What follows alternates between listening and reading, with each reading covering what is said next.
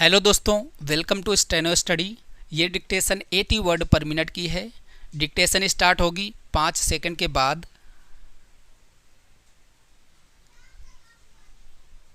Start. अध्यक्ष जी, किसी भी देश की विदेश नीति अपने में कोई स्वतंत्र नीति नहीं होती है, वरन वह किसी देश की आंतरिक नीति को स्पष्ट करती है। उदाहरण के लिए हम अमेरिका को ले सकते हैं। उसने अपने यहाँ अधिक अन्न पैदा किया और जब उसके पास अनाज फालतू बच गया, तब वह अपने बकाया अनाज की बिक्री के लिए ऐसे देशों की तलाश करने लगा जो उधार पर माल ले सकते हों। किंतु हमारी आंतरिक नीति ने यह तय किया कि खर्चीले ढंग से सरकार चलाएंगे और स्वदेशी मुद्रा की कोई राशि हमारे पास नहीं बचेगी। हमने कर भी लगा दिए और मुद्रा प्रसार भी कर दिया। कुछ संकट पड़ने के बाद इस बात की आवश्यकता को नहीं समझा कि उस पैसे का कहीं अन्यत्र उपयोग कर सकें। श्रीमान, मुझे माननीय प्रधानमंत्री जी के इस कथन पर दुख होता है कि दुनिया के अमीर और गरीब देशों का अंतर लगातार बढ़ता जा रहा है। मैं उनसे यह पूछना चाहती हूँ कि भारत की विदेश नीति ने उस अंतर को घटाने की क्या कोशिश की है? क्या भारत सरकार ने कभी दुनिया की पंचायत में यह कहने की हिम्मत की है कि बालिग मताधिकार के आधार पर यूएनओ का चुनाव होकर एक संसद बनाई जाए? और क्या आप में यह देखने की हिम्मत है कि फौज के हिसाब से कर लगाकर एक विकास का खाता खोल दिया जाए?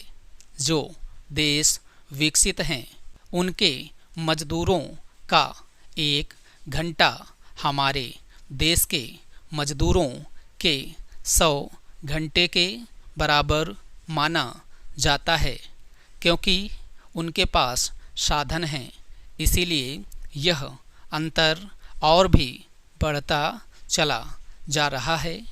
किसी देश के अंदर आंतरिक नीति में अमीरी और गरीबी का अंतर बढ़ता चला जा रहा हो और वह दुनिया के देशों में विद्यमान अमीरी और गरीबी के इस अभिशाप को समाप्त करेगा, यह समझ में आने वाली बात नहीं है। अब मैं आपका ध्यान एक और बात की ओर दिलाना चाहती हूँ। पूर्वी जर्मनी को मान्यता देते हमें परेशानी होती है, इसलिए कि शायद पश्चिमी जर्मनी को बुरा लगे। लेकिन पश्चिमी जर्मनी ने तो अपनी रक्षा का भार दूसरों पर छोड़ दिया है। उसने अपनी पूरी शक्ति इस बात पर लगा दी है कि अधिक से अधिक उत्पादन किया जाए। आपने जो समय दिया उसके लिए मैं आभार प्रदर्शन करता हूँ और आपका धन्यवाद करता हूँ। अध्यक्ष जी, जिस समय पाकिस्तान ने भारत पर हमला किया था। उस समय उन्होंने देश की रक्षा के लिए महत्वपूर्ण कार्य किया था।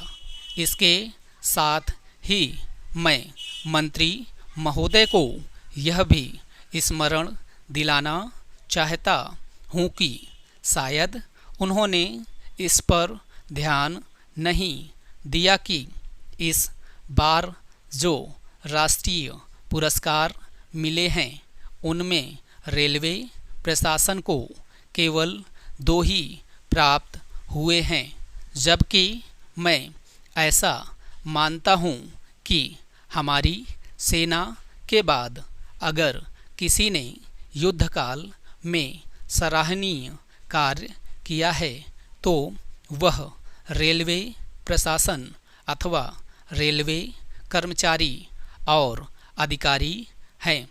इसलिए उनके मनोबल को बनाए रखने के लिए और उनको प्रोत्साहित करने के लिए रेल मंत्री को इस बात पर भी ध्यान रखना चाहिए और इसका प्रयास करना चाहिए कि जो भी इस तरह के प्रोत्साहन मिले उनमें रेलवे का विशेष ध्यान रखा जाए।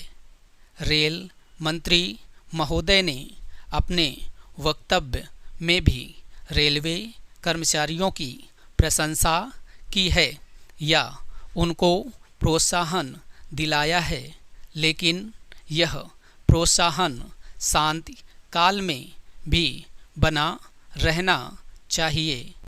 रेलवे ने युद्धकाल में जो काम किया वह तो देश की रक्षा का महान उद्देश्य था, लेकिन उसके बाद देश के निर्माण में या गरीबी मिटाने के लिए जो युद्ध होता है उसमें भी प्रत्येक रेलवे कर्मचारी का मनोबल उसी तरीके से बना रहे, इसके लिए भी रेल मंत्री महोदय को कुछ कदम उठाने की आवश्यकता है।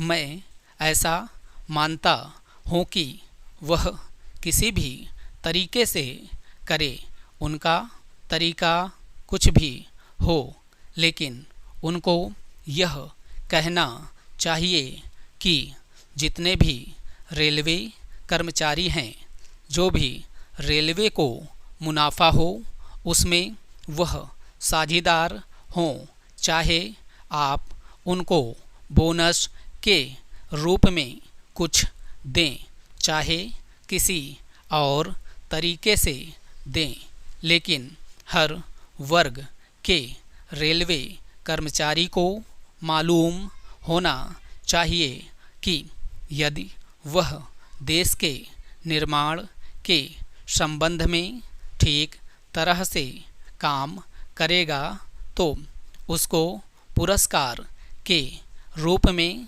या वेतन के अंश के रूप में अपने वेतन के अलावा पैसा मिलेगा। इसी प्रकार इस संबंध में मैं एक और सुझाव देना चाहता हूँ। स्वतंत्रता के बाद रेल प्रशासन भारत सरकार का प्रशासन हो गया, लेकिन यह लोकसभा एक विशेष उद्देश्य को लेकर चुनी गई है। यह उस कार्यक्रम का एक नमूना ही है। गांधी जी ने जीवन के सभी पहलुओं पर प्रकाश डाला था। धन को वे संयम से व्यय करने के हक में थे। स्टॉप।